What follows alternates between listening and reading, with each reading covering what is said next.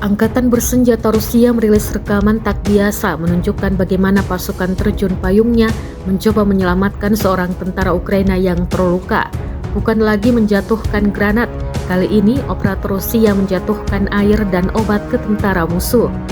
Rekaman aksi drone beredar di Telegram pada Kamis 20 Juni 2024. Dalam keterangan unggahan disebutkan, inilah kelanjutan cerita bagaimana perwira pengintai dari Resimen ke-51 Divisi Lintas Udara Rusia berusaha menyelamatkan dan menawan seorang perwira militer menggunakan drone.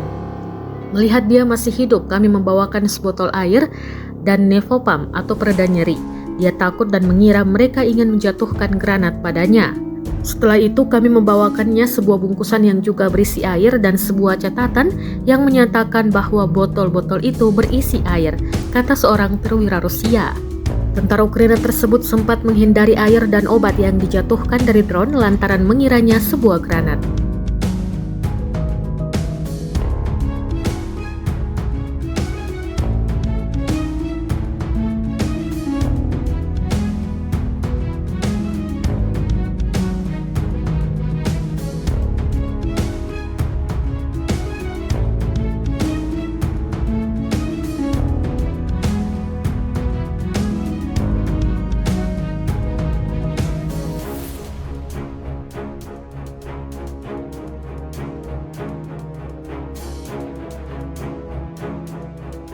Download Tribun X sekarang, menghadirkan lokal menjadi Indonesia.